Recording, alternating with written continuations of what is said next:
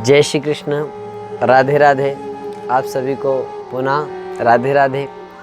आज हम पुनः आपके लिए एक सुंदर सी कथा लेकर के आए हैं। आज की ये जो कथा है, ये कथा मैं इस बात पर आधारित आपको बता रहा हूँ कि भगवान कितने दयालु हैं, कितने कृपालु। भगवान को दीनबंधु कहा जाता है, दयालु कहा जाता है, कृपालु कहा जाता है। तो भगवान को कृपालु, दयालु, दीनबंधु क्यों कहा जाता है? क्यों इतने दयालु हैं भगवान? क्या कृपा करते हैं? क्यों भगवान को इतना कृपालु कहा जाता है? तो आइए मैं आपको बताता हूँ कि भगवान को क्यों हम दयालु कहते हैं, कितने करुणावान हैं भगवान।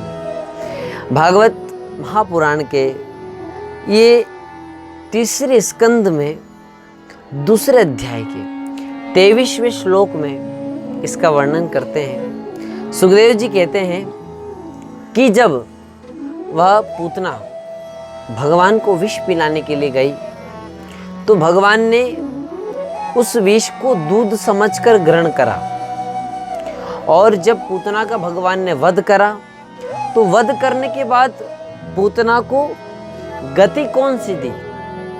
वह गति प्रदान करी जो आगे माँ यशोदा को भगवान देने वाले थे, यानी माँ का दर्जा दिया। कैसे? तो ये श्लोक हमें बताता है। आइए कि अहो बकीयं स्तनकालकूटं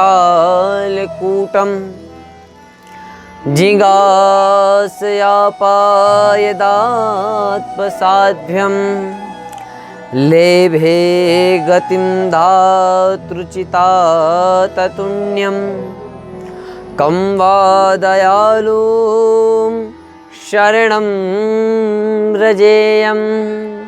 कि अहो वकीयम स्तन कालकूटम, वह पूतना अपने स्तनों में विष लगा करके आई और भगवान ने वह विष भी दूध समझ के ग्रहण करा कि मेरी मासी जी मुझे दूध पिलाने आई। इतने लेभे गतिम धातृचिता ततुण्यम, वह गति भगवान दे रहे हैं जो गति माँ यशोदा को भगवान ने दी। इतने कृपालु हैं कि कोई अगर उन्हें विष पिलाता है तो भी भगवान उससे शुभ आशीर्वाद प्रदान करते हैं। सोचो, अगर कोई हमें अगर विष पिलाएगा तो हम उससे कभी बात नहीं करेंगे, उसे मारेंगे, पीटेंगे, लेकिन वो भगवान कितने कृपालु हैं कि दर पे आए हुए कोई विष भी पिलाने आता है, उस विष को भी ग्रहण कर जाते हैं और उस भक्त का कल्याण करते हैं। और कितने कृपालु हैं। एक और आपको कथा सुना देता हूँ इसी के माध्यम से। एक बार एक नगर में चोर आता है। चोर चोरी करता है, 2-3 दिन तक चोरी करने का प्रयास करता है, लेकिन वह कहीं चोरी नहीं कर पाता है। तो 2-3 दिन ऐसे बीत गए, चोरी नहीं कर पाया, भूखा प्यासा भटकता है। तो चौथे दिन की रात्रि में वह चोर फिर कहीं चोरी करने जाता है और वहाँ भी चोरी नहीं कर पाता है। वहाँ भी चोरी नहीं कर पाता है। रात्रि में भागा हुआ चोर एक शिव जी के मंदिर के बाहर आकर बैठ जाता है। उसे पता नहीं रहता है, लेकिन जब वह थोड़ी देर बाद पलटकर पीछे देखता है तो उसे शिव जी का मंदिर दिखता है। तो चोर है।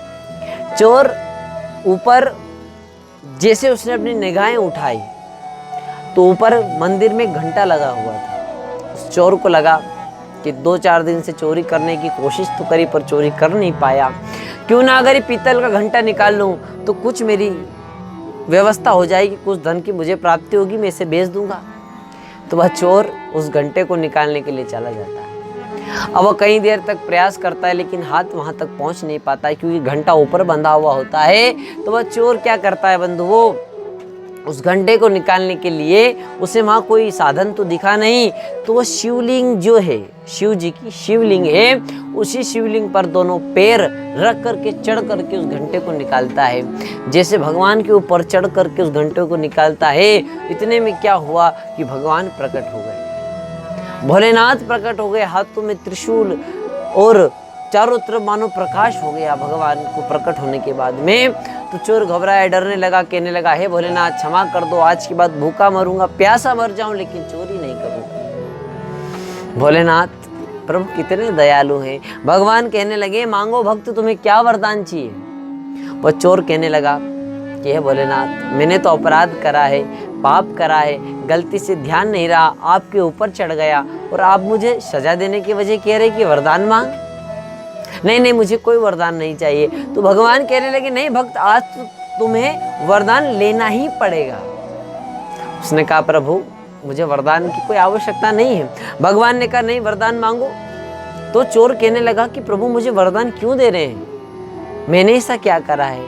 तो भगवान कितने कृपालु, क्या कहने लगे पता है आपको? शिव जी कहने लगे देखो भक्त, कभी कोई हमारे दरबार में आता है, हमारे ऊपर जल चढ़ाता है, कभी कोई आता है मिठाई चढ़ा कर जाता है, कभी कोई आता है सुगंधित इत्र चढ़ाता है, कभी कोई धनवान होता है तो 56 भोग लगा देता है, कभी कोई फूल चढ़ा करके जाता है। लेकिन जीवन में पहली बार तेरे जैसा भक्त आया है जिसने खुद को ही मुझे अर्पण कर दिया, मानो खुद ही मेरे ऊपर चढ़ गया, किसी वस्तु को नहीं चढ़ाया, इसलिए मैंने सबको वरदान दिया है, तो तुझे भी वरदान दे रहा हूँ। अब मानो इतने कृपालु भगवान है, कोई चोरी के भाव से भी उसके दरबार में चले जाता है, उस पर भी कृपा हो जाती है। तो जब हम सहज भाव से भगवान के दरबार में ध्यान जाएंगे तो मेरे याद रखना बंधुओं, भगवान आप पर भी कृपा करेंगे, आपका भी कल्याण होगा। बस परमात्मा पर विश्वास रखना। जय श्री कृष्ण, जय महाकाल।